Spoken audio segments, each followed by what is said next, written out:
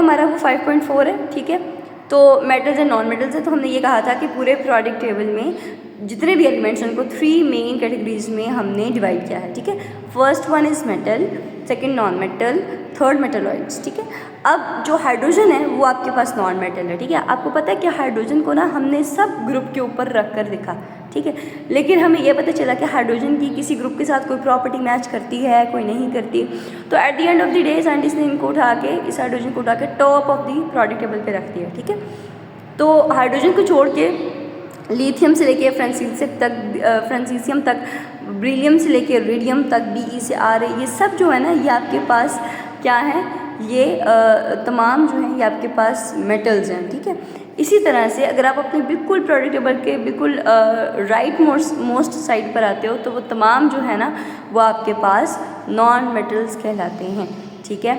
अब ये non metals कहाँ से शुरू होते हैं? ये non metals carbon, nitrogen, oxygen, fluorine, helium, neon, यानी ये सारी साइड जो है ना ये नॉन मेटल्स है, ठीक है।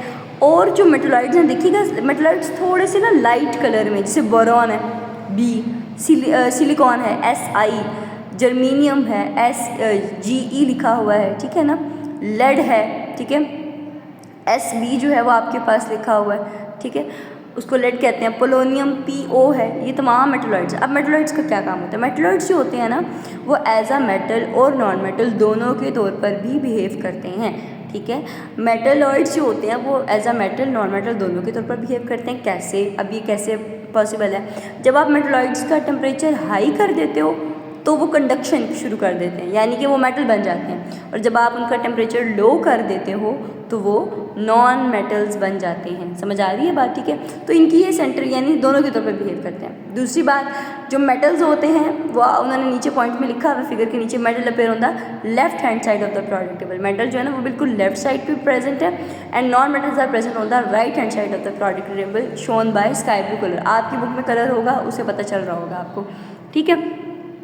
उसके बाद एग्जांपल्स हैं मेटल की, क्या क्या एग्जांपल होती हैं? Copper, silver. अच्छा, ये जो मेटल्स हैं ना इनमें ट्रांजिशन भी आ जाते हैं, ठीक है, सेंटर वाले भी आ जाते हैं। कॉपर, सिल्वर, गोल्ड, एल्यूमिनियम सब मेटल्स हैं, ठीक है। नॉन मेटल्स में कौन कौन आता है? कार्बन, सल्फर, हाइड्रोजन, और मेटलॉइड्स में बोरॉन, सिलिकॉन, जर्मीनियम, ठीक है।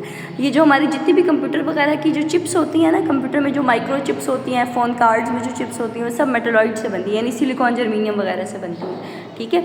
दूसरी बात, अब मेटल्स होते क्या हैं, नॉन मेटल्स क्या होते हैं, ये आगे जाके आपका नेक्स्ट टॉपिक है बेसिक, ठीक है। तो इस पे आ जाते हैं, पेज नंबर 69 है, ठीक है। तो सब्सटेंसेस में मेटल और नॉन मेटल में सीधा सीधा डिफरेंस लिखा हुआ है, इसके ऊपर आप लिख सकते हैं छोटा सा difference between metal and non metal, ठीक है। अब जो मेटल होते हैं उनकी अपीयरेंस क्या होती है? वो शाइनी, यानी कि वो शाइन करते हैं। क्यों करते हैं? क्योंकि मेटल के अंदर ना इलेक्ट्रॉन लूज गेन का एक खेल चल रहा होता है, सिस्टम, ठीक है ना। तो एक्साइटेशन डिक्साइटेशन की वजह से मेटल जो है ना, जब उसमें इलेक्ट्रॉन हाई एनर्जी से लो एनर्जी में आता है तो एक्स्ट्रा अमाउंट ऑफ एनर्जी को लाइट की शक्ल में इमिट करता है, तो मेटल चमकता है। आपने खुद भी देखा होगा मेटल लाइट में चमकता है, ठीक है। जबकि नॉन मेटल की अपीयरेंस बिल्कुल डल होती है, ठीक है। क्या होती है? बिल्कुल डल अपीयरेंस होती है नॉन मेटल की। अच्छा जी, यानी कि उसका कोई ऐसा शाइन और ब्राइटनेस नहीं आती उसके अंदर। मेटल जो होते हैं ना वो बहुत हाई डेंसिटी के होते हैं, भारी होते हैं मेटल्स, ठीक है। जबकि जो नॉन मेटल है वो बेसिकली होती गैसेज है और वो लो होती है। मेटल सॉलिड्स होते हैं और नॉन मेटल्स गैसेज होती हैं। मेटल हाई डेंसिटी वाले होते हैं यानी कि भारी होते हैं बहुत ज़्यादा, नॉन मेटल्स लो डेंसिटी की होती है। और मेटल्स क्या होते हैं? मेलिएबल, यानी कि अगर आप हैमरिंग करके मेटल के ऊपर हैमरिंग करके उसके ऊपर कोई हथौड़ा मार के उसको मारते रहते हो मुसलसल, तो मेटल कभी टूटता नहीं है, ठीक है, मोल्ड हो जाता है, वो टूटता नहीं है। जबकि नॉन मेटल जो है ना वो नॉन मेलिएबल है, यानी अगर आप उनको अपनी मर्जी से मोल्ड करना चाहो वो मोल्ड नहीं हो सकते। डक्टाइल का भी यही मतलब होता है। डक्टाइल में हम कहते हैं कि डक्टिलिटी का मतलब ये होता है कि हम मेटल को ना रोल करके शीट की फॉर्म में, वायर की फॉर्म में कन्वर्ट कर सकते हैं, जबकि नॉन मेटल को ऐसा नहीं कर सकते हम, ठीक है। उसके बाद मेटल जो चीज़ जितनी भारी वजनी होती है उसका मेल्टिंग पॉइंट भी उतना ही ज़्यादा है। जैसे आपको पता है लोहे का मेल्टिंग पॉइंट कितना है? 1000 डिग्री सेंटीग्रेड से भी ज़्यादा है आयरन का मेल्टिंग पॉइंट, ठीक है। ऐसे ही जो सोडियम वगैरह है उनका 600 से अबव होता है, ठीक है ना। जो नॉन मेटल होती है वो बहुत हल्की होती है। जो चीज़ हल्की होती है ना वो जल्दी मेल्ट और बॉयल हो जाया करती है, ठीक है। तो ये आपने याद रखना है, ठीक है। मेटल्स भारी होते हैं, वजनी होते हैं, ठीक है। ओके, उसके बाद the main important point which actually differentiate between metals and non metals is that metal is a conductor. Metal में से इलेक्ट्रिसिटी भी पास होती है और हीट भी पास होती है, जबकि नॉन मेटल में से ना तो इलेक्ट्रिसिटी पास होती है, अगर होती है ना तो बहुत कम होती है, और हीट भी बहुत कम पास होती है। जैसे भी आपको पता है जो वुड होती है, वुड वो नॉन मेटल है, ठीक है। आप लकड़ी की चम्मच से अगर कोई चीज़ बनाना चाहो या पकाना चाहो तो वो जल्दी गर्म नहीं होता उसका एंड, जबकि अगर आप कोई मेटल की स्पून रख दो, गलती से भूल जाओ कुछ पकाते हुए और दोबारा स्पून को हाथ लगाओगे वो गर्म हो जाएगी एंड तक, ठीक है। तो मेटल में कंडक्शन, हीट और इलेक्ट्रिसिटी की बहुत अच्छी होती है, नॉन मेटल में इतनी अच्छी नहीं होती, ठीक है। सो ये था मेन डिफरेंस मेटल और नॉन मेटल के बारे में। अब हम बात करते हैं properties of metals and non metals के बारे में, मेटल क्या क्या कर सकती है। अब वो जो आपने प्रॉपर्टी ऊपर पढ़ी है ना, सारी प्रॉपर्टीज़ जो आपने पढ़ी हैं उनको आप डिस्क्राइब करोगे एक एक करके, ठीक है। पहला है मेलेबिलिटी, ठीक है।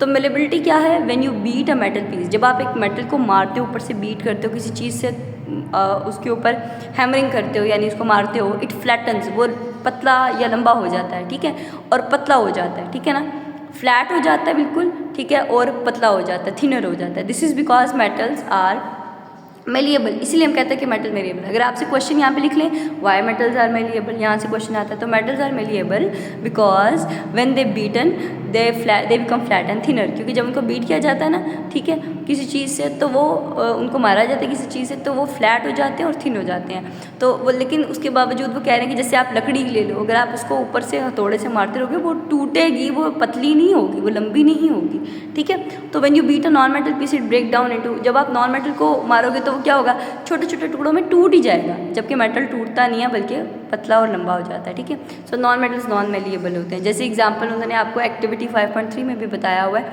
कि कॉपर, आयरन या एल्यूमिनियम ले लें, उसको हैमर करें तो आप देखेंगे कि वो लंबा और पतला हो गया, जबकि इसके बरक्स अगर आप कार्बन या सल्फर को लेंगे तो उसका वो रिजल्ट नहीं आता। नेक्स्ट आपके पास है पॉइंट फ्लेक्सिबिलिटी का। तो मेटल के अंदर ना फ्लेक्सिबिलिटी, लचक होती है, ठीक है। इनको आप किसी भी शेप के अंदर ढाल सकते हो बगैर तोड़े, ठीक है। You can bend metal wires into different shapes without breaking, ठीक है। तो आप इनको किसी भी शेप में कन्वर्ट कर सकते हो, ठीक है। आप इनको किसी भी शेप में कन्वर्ट कर सकते हो बगैर तोड़े, ठीक है। मेटल की वायर्स होती है ना, हम वायर को खुद ही लूप उसका बना के उसको मोड़ लेते हैं, ठीक है। क्यों? क्योंकि मेटल फ्लेक्सिबल होती है, वो बेंड नहीं होती, ठीक है। जबकि नॉन मेटल्स क्या होती हैं, वो फ्लेक्सिबल नहीं होती, ठीक है। तो यहाँ पे उन्होंने लिखा but non metal do not bend, क्योंकि नॉन मेटल बेंड नहीं होती तो वो फ्लेक्सिबल नहीं होती। इसमें भी एक्टिविटी उन्होंने आपको बताई हुई है कि अगर आप कार्बन वगैरह या मेटल, कॉपर, आयरन वगैरह की वायर लो तो वो बेंड हो जाती है, अगर आप ग्रेफाइट वगैरह लोगे ना या कार्बन तो वो बेंड नहीं होगा, उल्टा वो टूट जाएगा, ठीक है। उसके बाद आती है डेंसिटी। डेंसिटी का आपको पता है फॉर्मूला होता है मैस बाय वॉल्यूम, ठीक है, मैस ओवर वॉल्यूम, ठीक है। मैस और वॉल्यूम की रेशियो से डेंसिटी आती होती है। तो मेटल का आप, इन्होंने आपको बीकर एक दिखाया हुआ, पानी है, उसके अंदर उन्होंने एक नट को ना, मेटल आयरन की नट को फेंका है पानी में, तो वो नीचे बैठ गया। क्यों? क्योंकि जो चीज़ भारी होती है वो पानी में सिंक कर जाती है, डूब जाती है। तो ये आपको क्या बता रहा है कि मेटल जो होती है ना वो वाटर से ज़्यादा भारी यानी डेंजर है, जिस वजह से वो वाटर में सिंक हुई है। इसके ऊपर आप क्वेश्चन लिख सकते हो वाई मेटल्स आर डेंजर या why metals are sink in water, because they are denser, ठीक है। The density of substance is its mass per unit volume. मैंने अभी बताया डेंसिटी का फॉर्मूला होता है D इक्वल्स टू m/v, ठीक है। D इक्वल्स टू m, नीचे लाइन और ओवर v लगा दोगे आप, ठीक है। कॉपर की डेंसिटी उन्होंने लिखी, इसको अंडरलाइन कर लें सब बच्चे। Density of copper is 8.96 gram per cm3, जबकि पानी की डेंसिटी कितनी है, अक्सर MCQ पूछा जाता है। तो पानी की डेंसिटी कितनी होती है, where the density of water is 1 gram per cm3। अब देखो कॉपर और पानी की डेंसिटी में कितना फ़र्क है, तकरीबन 7 गुना कॉपर ज़्यादा डेंजर है, ठीक है। तो इसी वजह से वो पानी में डूब जाता है। जबकि नॉन मेटल में कोई भी आप गैस ले लो ना, ठीक है, उसको आप जैसे कोई प्लास्टिक की कोई शीट ले लो, ठीक है, उसको आप पानी में ऐड करोगे तो वो ऊपर ही तैरती रहेगी, समझ आ रही है, ठीक है। तो इसलिए आप जैसे प्लास्टिक देखते हैं ना, हम पानी के ऊपर तैरने के लिए हमने जो बनाया होता है, इन्फ्लेटेड जो बनाया होती हैं चीज़ें, तो वो किससे होती हैं, प्लास्टिक से बनी होती है, इसमें हवा भर देते हैं, तो हवा नॉन मेटल होती है, ठीक है, इसलिए वो पानी से ऊपर रहती है। उसके बाद आखिरी पॉइंट आ जाता है, लास्ट 4 to 4, 5 और 6 पॉइंट आ रहे हैं, ठीक है। कि थर्मल कंडक्टिविटी, ये तो आपको पता है पहले से कि मेटल जो होते हैं ना उनके अंदर इलेक्ट्रिसिटी को पास करने की या हीट को पास करने की एबिलिटी होती है, इसलिए इसको थर्मल कंडक्टिविटी कहते हैं। थर्मल का मतलब होता है हीट, तो मेटल अगर अपने अंदर से हीट पास कर सकते हैं तो वो क्या है, वो थर्मल कंडक्टिविटी शो करते हैं। जबकि जो वुड है ना वो नॉन मेटल है, ठीक है। It does not allow heat to pass, यानी वो हीट लेके जल तो जाती है लेकिन उसको आगे नहीं भेजती, ठीक है। हैज़ लो थर्मल कंडक्टिविटी, है तो सही कंडक्टिविटी है, भेजती है, लेकिन उतना इफेक्टिवली नहीं भेजती जितना मेटल भेजता है। उसके बाद है इलेक्ट्रिकल कंडक्टिविटी, तो ability of metal to allow electricity to pass through it is called electrical conductivity, यानी किसी भी मेटल का अपने अंदर से इलेक्ट्रिसिटी को पास करना क्या कहलाता है, इलेक्ट्रिक कंडक्टिविटी। तो वो क्यों होता है, क्योंकि अभी मैंने आपको बताया था कि मेटल के आखिरी शेल आपने जितने भी देखे होंगे उनमें इलेक्ट्रॉन कम होते हैं, तो मेटल ना अपने आखिरी शेल में से इलेक्ट्रॉन को लूज़ करके जो क्या कहते हैं उसे इलेक्ट्रॉन्स हैं वो निकालती हैं। सो आई थिंक सो कि मैं ना 5th पॉइंट जो है इलेक्ट्रिकल कंडक्टिविटी वाला और स्नोरस वाला, ये मैं आपको नेक्स्ट लेक्चर में इंशाल्लाह समझाऊंगी, अभी ज़्यादा हो गया। तो आपने फर्स्ट 4 प्रॉपर्टीज़ मेटल की याद करनी, कौन कौन सी, डेंसिटी, थर्मल कंडक्टिविटी, फ्लेक्सिबिलिटी और मेलेबिलिटी, और इसके साथ साथ मेटल के आपने डिफरेंस याद करना है। आई होप सो आपको लेक्चर समझ आ गया होगा। अगर कोई क्वेश्चन है तो आप मुझे चैट बॉक्स में भेज सकते हैं।